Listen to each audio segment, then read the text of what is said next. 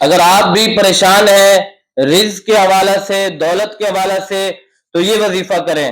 میں آپ کو یہ مشورہ دوں گا کہ ایک مرتبہ رات کو سونے سے پہلے یہ وظیفہ آپ ضرور کریں۔ انشاءاللہ العظیم صبح ہوتے ہی اللہ تبارک و تعالی رزق، دولت کے دروازے آپ پر کھول دے گا۔ یہ وظیفہ کر کے سوئیں انشاءاللہ العظیم، پھر ایسا کرنا ہوگا اللہ تبارک و تعالی کا کہ آپ کو کسی کے پاس جانے کی ضرورت نہیں پڑے گی۔ اللہ تبارک و تعالی دولت رزق عطا فرمائے گا کہ آپ لوگوں میں بانٹتے پھرو گے۔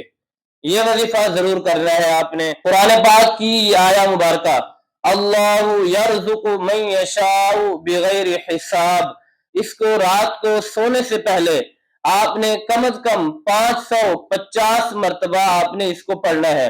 اس کو پڑھنے کے بعد آپ نے سونے سے پہلے 3 مرتبہ آیت الکرسی پڑھنی ہے۔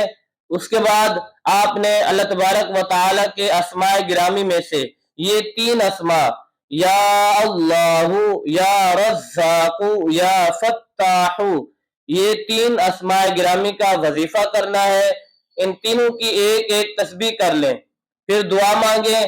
انشاءاللہ العظیم جب آپ صبح اٹھیں گے تو اللہ تبارک و تعالی آپ پر خصوصی فضل کرم فرمائے گا کہ آپ پر رزق کے دروازے کھل جائیں گے، آپ کے مکان، دکان، کاروبار میں برکت ہونا شروع ہو جائے گی، اور آپ خود دیکھیں گے کہ اللہ تبارک و تعالی آپ کو ایسی جگہوں سے رزق عطا فرمائے گا کہ جو آپ کے وہم و گمان میں بھی نہیں ہوگا۔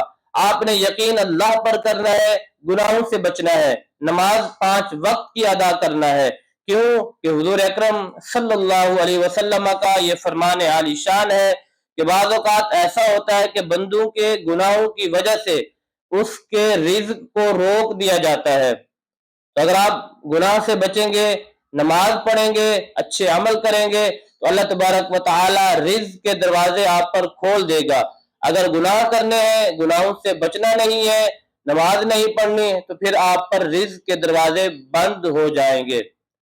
تو گناہوں سے بچیں، نماز 5 وقت کی ادا کریں، انشاءاللہ العظیم اللہ تبارک و تعالی ایسی جگہوں سے رزق عطا فرمائے گا کہ جو آپ کے وہم و گمان میں بھی نہیں ہوگا۔